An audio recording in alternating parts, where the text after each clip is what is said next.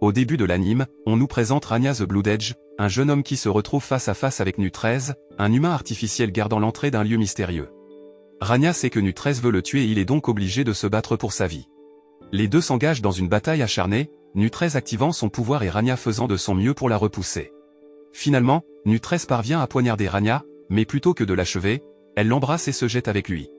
Pendant ce temps, un homme mystérieux regarde le combat à distance et se rend compte de l'action.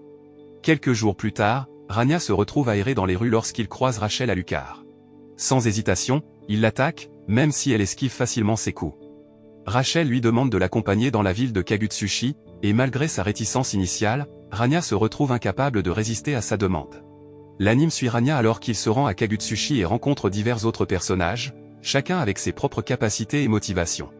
Au fur et à mesure que la scène avance, on voit Noël Vermillon, un soldat, debout devant son patron, le major Jin Kizaragi. Elle lui remet une lettre scellée par magie, et après l'avoir lue, Jin apprend que Rania the Blood Edge se trouve actuellement dans la ville de Kagutsuchi. Plutôt que de réagir avec inquiétude ou alarme, Jin se contente de rire et sort de la pièce, laissant Noël derrière lui. Alors que Jin s'en va, Rania est montrée en train de marcher dans les rues de Kagutsuchi, apparemment imperturbable par les nombreux dépliants représentant son visage, qui le qualifie de fugitif recherché. Il se retrouve finalement dans une ruelle étroite, où il tombe sur Taokaka, une personne ressemblant à un chat, qui somnole au milieu de la route. À la surprise de Rania, Taokaka l'attaque, bien qu'il choisisse d'esquiver plutôt que de riposter. Après l'altercation, il devient clair que Taokaka n'essayait pas de nuire à Rania, mais cherchait plutôt son aide. Elle explique qu'elle a faim et Rania a pitié d'elle et la conduit vers un magasin de ramen. Au magasin, Taokaka dévore avec impatience la nourriture que Rania lui fournit, le remerciant et le traitant de bon gars. Entre deux bouchées, elle mentionne qu'il y a un fugitif très recherché dans la ville et que celui qui le capturera sera récompensé par une grosse somme d'argent. Rania écoute attentivement, envisageant peut-être la récompense potentielle pour lui-même. En apprenant qu'il est le fugitif recherché auquel Taokaka faisait référence, Rania se rend compte qu'il doit quitter le magasin de ramen et continuer son voyage. En marchant, il ressent soudain une vive douleur dans son corps. Il se souvient des paroles de son maître, Jubei, qui lui avait expliqué que si le pouvoir du grimoire azur en lui n'était pas entièrement le sien, il en ressentirait de la douleur. Rania grimace, sachant que l'agonie qu'il ressent est une sorte d'avertissement, lui rappelant les dangers de manier une magie aussi puissante. Dans un coin de la ville, Noël accueille le capitaine Azama, qui vient d'arriver à Kagutsuchi en quête de quelque chose. Alors qu'il traverse la ville, Azama s'enquiert de l'attaque passée contre la ville. Noël explique que diverses organisations, dont les Shinigami, avaient attaqué Kagutsuchi, mais Rania avait réussi à empêcher l'attaque de réussir. Pendant que Noël parle, Rania, souffrant toujours de douleurs dans son corps, décide de se reposer et de dormir un moment. Dans son sommeil, il est tourmenté par les souvenirs d'un massacre passé qui a coûté la vie à son jeune frère. À son réveil, il trouve Noël à ses côtés, l'air inquiet. Elle essaie de l'aider, sentant qu'il ne se sent pas bien. Malgré les tentatives de Noël pour l'aider, Rania refuse et s'en va alors qu'il erre dans les rues, il croise son jeune frère, Jin, qui l'attend. Jin s'approche de Rania, exprimant sa surprise de voir son frère aîné vivant après le terrible incident de leur passé. Les émotions sont vives, Rania décide de combattre Jin et les deux s'engagent dans une bataille acharnée. Au début, Jin semble confiant qu'il sortira victorieux, mais Rania rassemble toute sa force et parvient à renverser Jin. Ayant gagné le combat, Rania décide de quitter les lieux et de poursuivre son voyage. Quelques instants plus tard, Noël et Azama rencontrent Jin, allongé sur le sol, impuissant. Noël demande à Azama de s'occuper de Jin pendant qu'elle part à la recherche de Rania, mais Azama ne semble pas intéressé à aider Jin et quitte la zone. Noël se retrouve seul avec Jin, ne sachant pas comment procéder.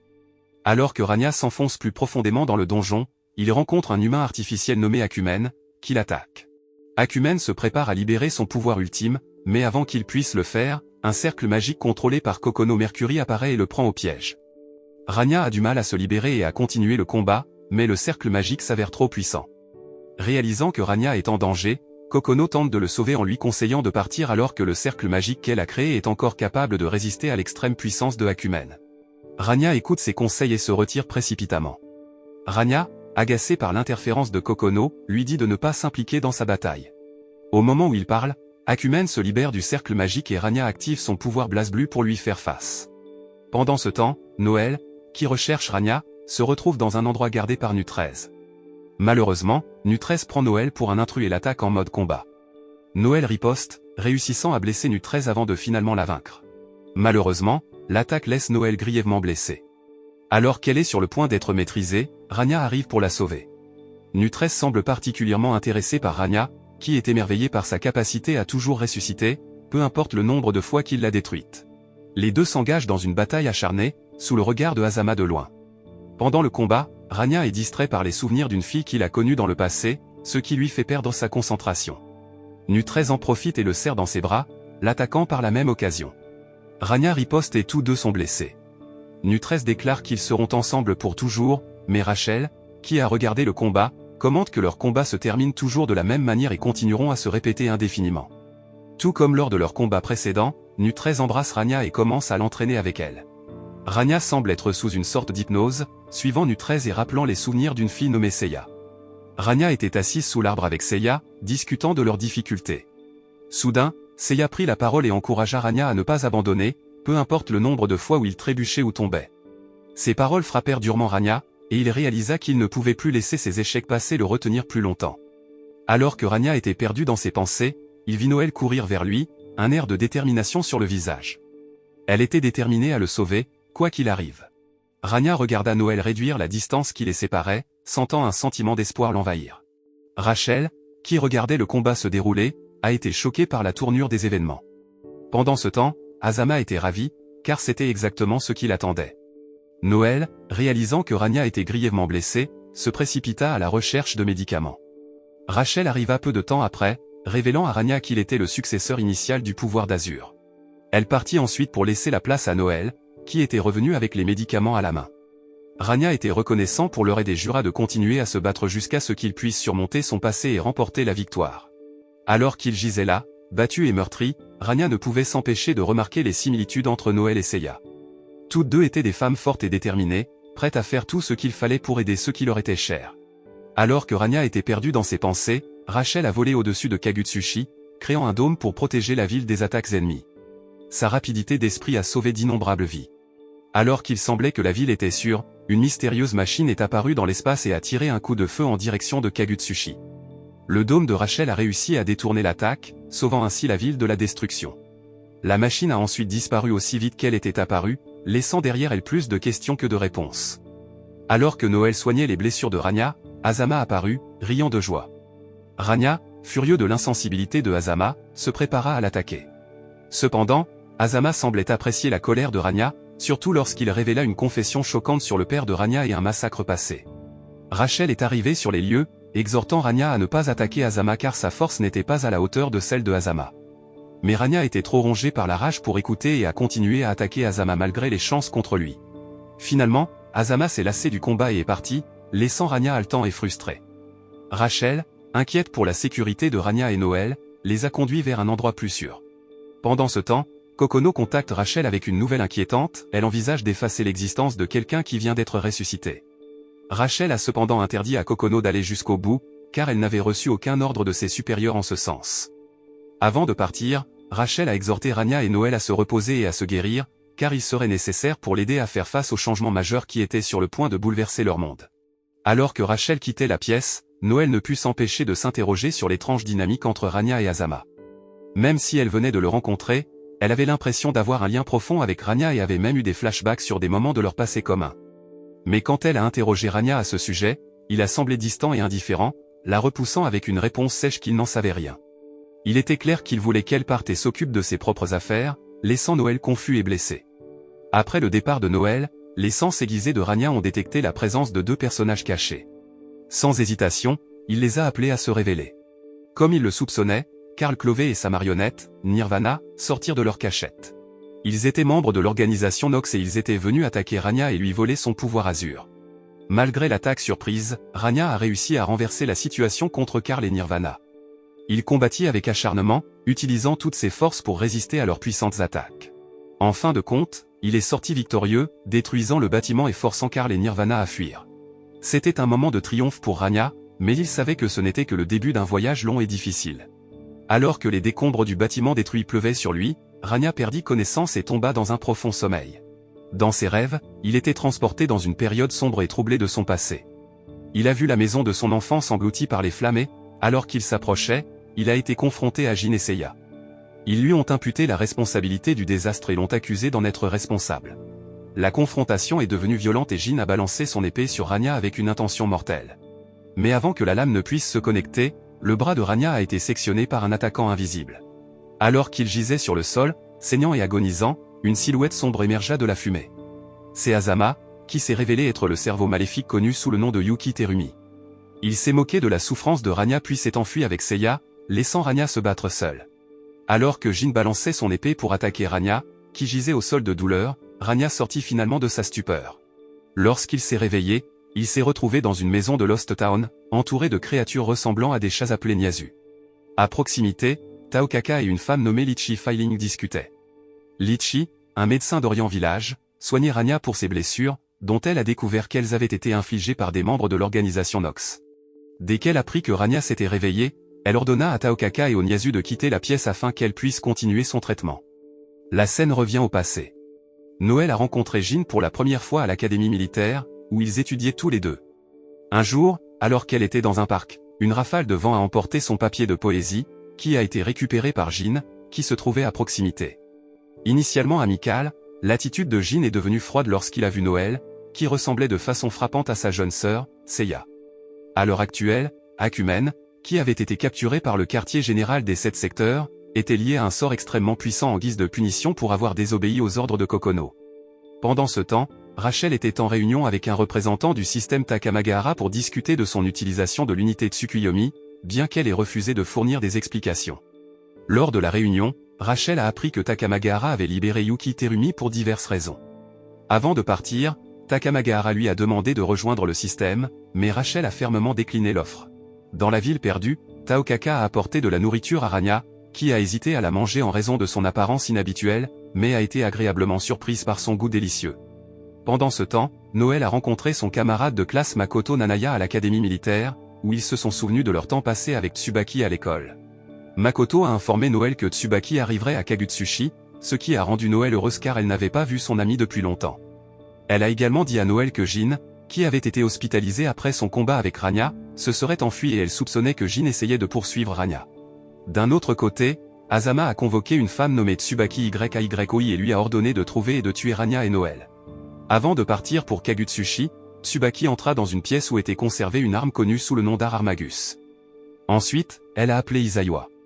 Afin de briser le sceau d'Isaiwa, Tsubaki lui a gratté la main et l'a placé sur le sceau, lui faisant revivre des flashbacks de son passé avec Jin. Alors que Jin cherchait Rania à la périphérie de la ville de Kagutsuchi, il rencontra Jubei, qui prétendait être l'un des 6 héros.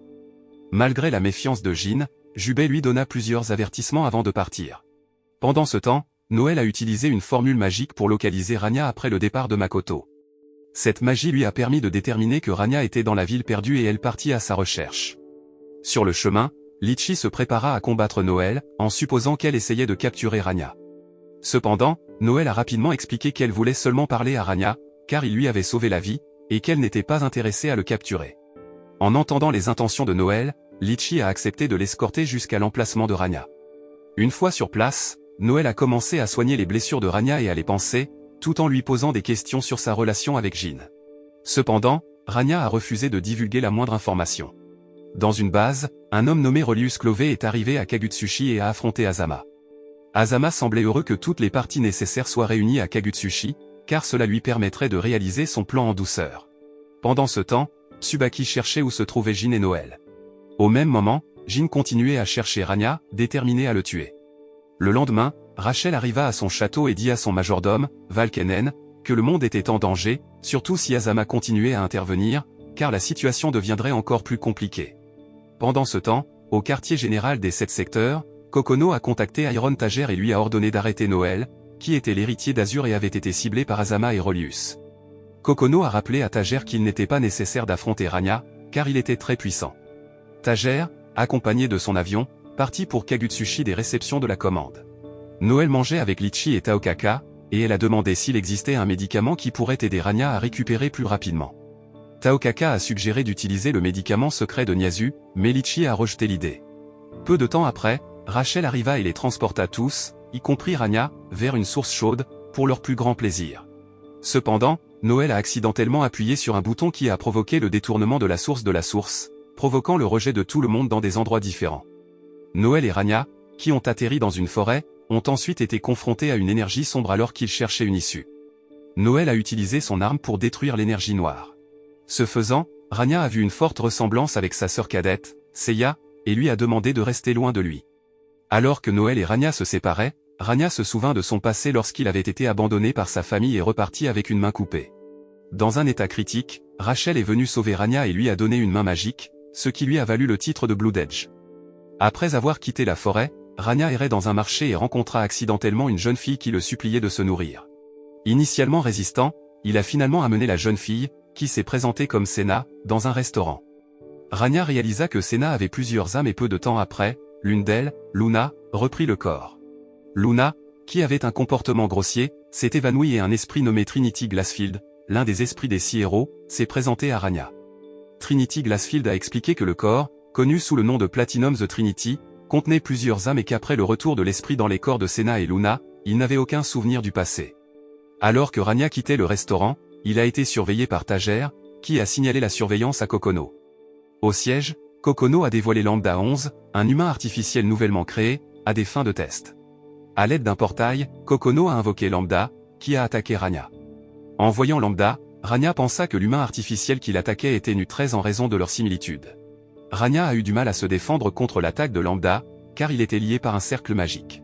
Malgré sa force, il n'a pas pu se libérer du cercle et attaquer Lambda, et son épée n'a pas pu endommager le corps puissant de Lambda. Lambda a analysé la force de Rania et a contre-attaqué, l'envoyant voler en arrière. Ce faisant, Rania a appelé Lambda par le nom Nu-13, ce qui a amené Lambda à expérimenter les souvenirs de Nu-13. Kokono a alors demandé à Tajer de faire réparer Lambda. Pendant ce temps, Jin, toujours à la recherche de Rania, rencontra un vendeur de fruits pour tenter de recueillir des informations sur lui. Quelque temps plus tard, Jin rencontra Bang Shishigami dans une ruelle étroite et s'engagea dans une bagarre. À la surprise de Jin, il fut facilement vaincu par Shishigami d'un seul coup de poing, et Shishigami décida de ramener Jin chez lui. La nuit, Noël est passée devant la clinique de Litchi et a vu Litchi partir. Par curiosité, elle a interrogé l'assistant de Litchi, Lin-Hua, à ce sujet. Elle apprit que Shishigami avait demandé à Litchi de soigner Jin, qui souffrait. Cette nouvelle intrigua Noël. Shishigami a expliqué plus tard qu'il ne voulait pas combattre Jin, qui était malade. Le lendemain, Tsubaki s'est rendu chez le vendeur de fruits que Jin avait rencontré précédemment et a facilement obtenu les informations qu'elle cherchait après avoir payé le marchand. Pendant ce temps, Shishigami a invité Jin à faire une promenade pour prendre l'air, et ils se sont séparés. Après le départ de Shishigami, Tsubaki s'est approché de Jin et a créé une pièce sombre qui l'a immobilisé. Jin réalisa que Tsubaki avait été contrôlé pour le tuer et tenta de l'en sortir, mais ses efforts furent infructueux. Tsubaki a continué à l'attaquer jusqu'à ce qu'il soit grièvement blessé. En réalisant ce qu'elle avait fait, Tsubaki fondit en larmes. Takamagahara, ne voulant pas que Jin meure, fit répéter le temps et obligea Jin à accompagner Shishigami pour éviter Tsubaki. La nuit, Jin quitta la maison alors que ses forces étaient revenues. Pendant ce temps, Tsubaki, qui n'a pas rencontré Jin, a rencontré Noël à la place. Pendant ce temps, Makoto, qui enquêtait sur quelque chose, fut choquée lorsqu'elle vit une lumière apparaître devant elle. En entendant un son émis par la lumière, elle réalisa que Noël lui avait envoyé un message disant qu'elle avait trouvé Jin et qu'elle avait l'intention de lui parler. Noël, qui rencontrait Tsubaki, savait déjà que Tsubaki avait été envoyé par quelqu'un pour la capturer. En entendant cela, Tsubaki l'a confirmé et a admis à contre-ségur qu'elle devait exécuter la commande quoi qu'il arrive. Peu de temps après, elle a créé une pièce sombre pour attaquer Noël. Pendant ce temps, Rachel a rencontré Rania et l'a invitée à un endroit où Relius se battait entre Noël et Tsubaki. Relius a expliqué que Noël était l'une de ses créations humaines artificielles et qu'il voulait voir sa force en action contre Tsubaki.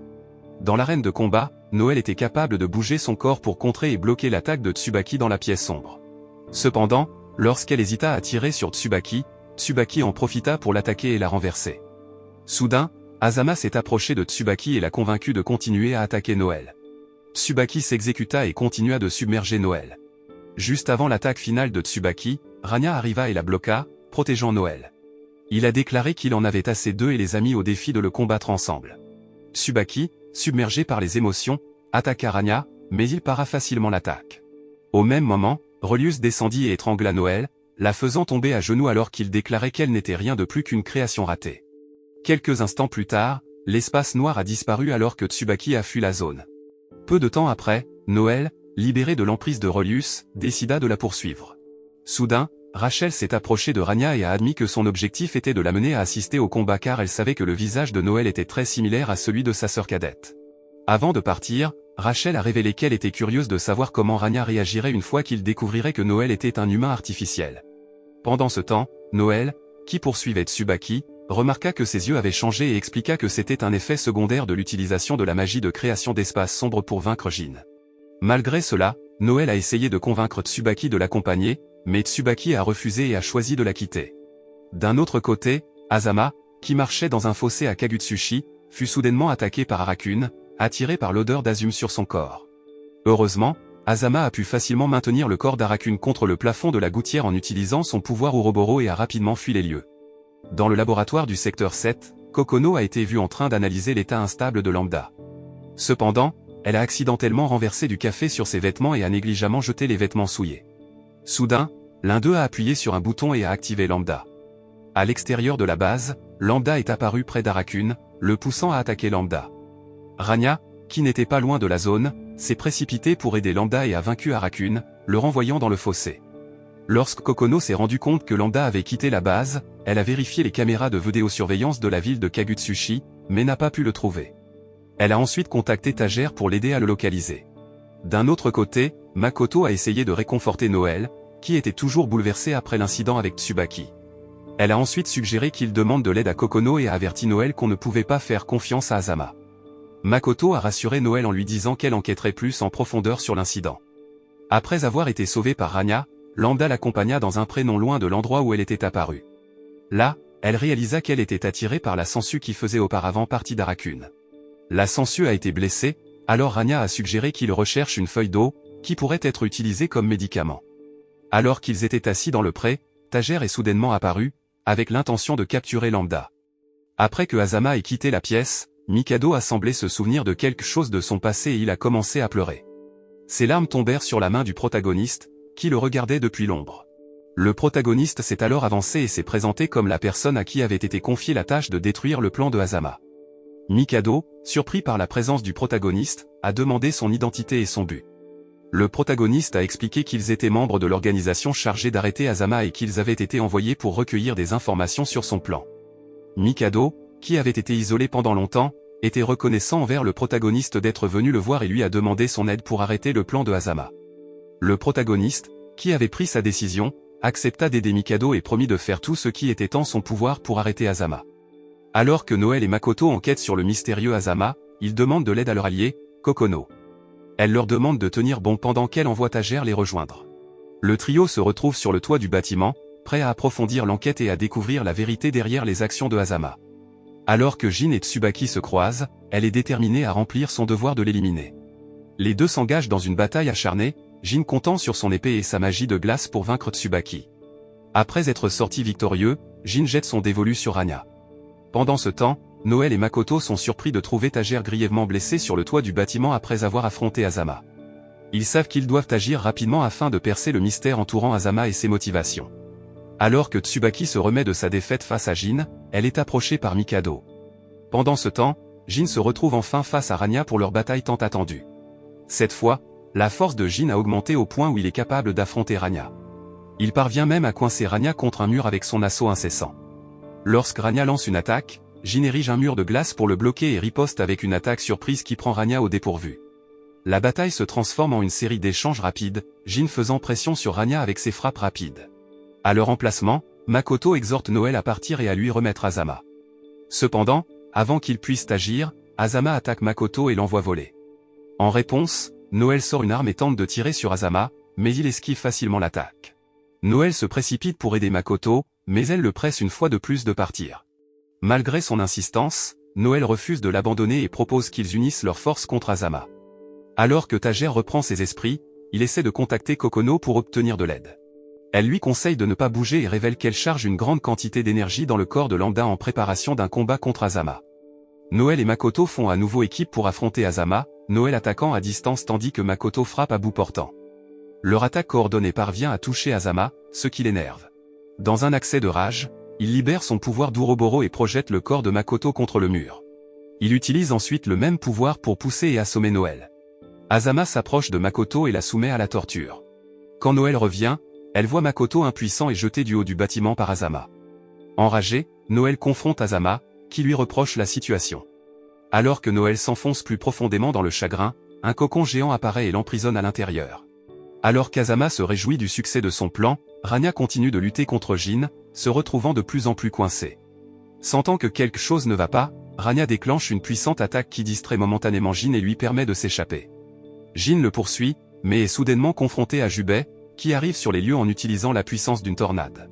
Jubei rappelle à Jin les dangers de son désir de tuer Rania et lui demande d'arrêter.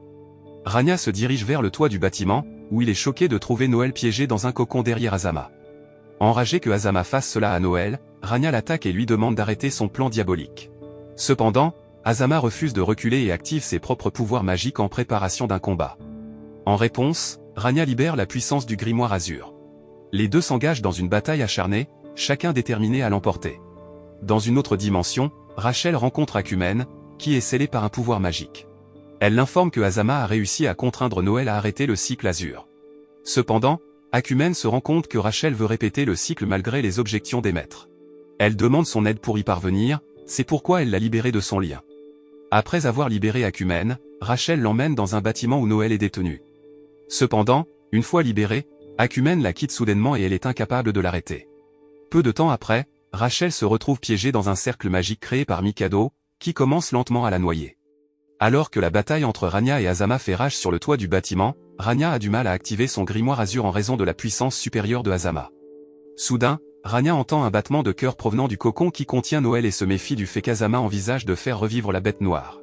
Cependant, Azama nie cela et révèle qu'après que les humains ont découvert la frontière du monde humain connue sous le nom de Chaudron, ils ont créé un système divin appelé le système Takamagahara, qu'ils méprisent. Azama explique à Rania que le pouvoir azur dans leur corps est artificiel, tandis que le pouvoir azur dans le corps de Noël est naturel. Il croit que Noël peut devenir l'arme ultime pour détruire le système divin. Pendant que Azama parle, Noël émerge du cocon avec de nouveaux pouvoirs et une haine pour le monde. Lorsque Rania tente de l'attaquer, ses actions sont contrecarrées par Azama, qui utilise son pouvoir Ouroboros pour le blesser. Alors que Noël affronte Azama, il lui ordonne d'aller au chaudron et de commettre un massacre. Sans hésiter, Noël suit ses ordres et se dirige vers le chaudron en utilisant son cercle magique. Pendant ce temps, avec l'aide de Tager, Kokono parvient à transporter Lambda, doté de nouveaux pouvoirs, sur le champ de bataille. Depuis la salle de contrôle de son laboratoire, Kokono ordonne à Lambda d'attaquer Azama lorsqu'il est au dépourvu. Alors que Noël arrive au chaudron, elle se retrouve face à Akumène, qui est prêt à l'arrêter. Les deux s'engagent dans une bataille acharnée. Pendant ce temps, Azama continue d'attaquer Rania, qui a du mal à libérer toute sa puissance. Bien qu'il soit désavantagé, Rania persiste à tenter d'attaquer Azama, même si ses attaques semblent facilement esquivées. Juste au moment où tout espoir semble perdu, Lambda intervient, sacrifiant son corps pour intercepter une attaque d'Ouroboros et protéger Rania. Cependant, cela conduit finalement à sa disparition. Alors que le corps de Lambda se transforme en flocon de lumière et est absorbé par le corps de Rania, il est imprégné de ses nouveaux pouvoirs. Armé de cette force supplémentaire, Rania lance une attaque féroce sur Azama, le battant jusqu'à ce qu'il se retrouve impuissant. Au chaudron, la bataille entre Noël et Akumène aboutit à une impasse. Peu de temps après, Jin arrive pour aider Akumène à combattre Noël, qui est incroyablement fort.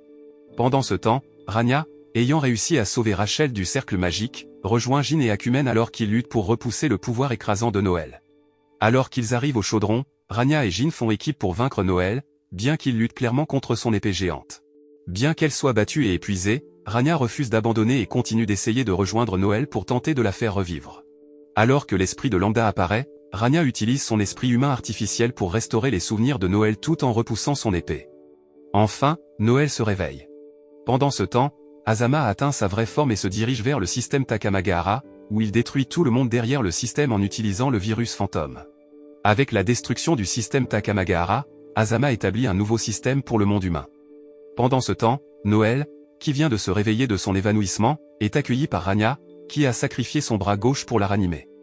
Enfin, ceux du chaudron sont soulagés que la crise soit résolue et remplis de joie.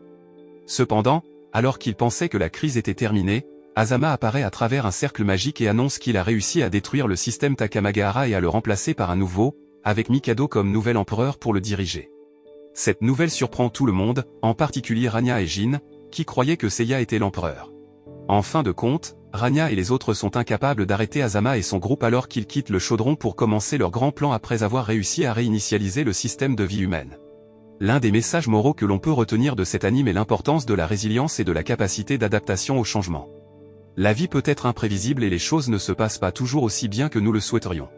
Dans ces situations, il est important d'être capable d'accepter l'échec et de l'utiliser comme une opportunité d'apprentissage. Au lieu de nous décourager, nous devrions persévérer et continuer d'essayer jusqu'à atteindre nos objectifs.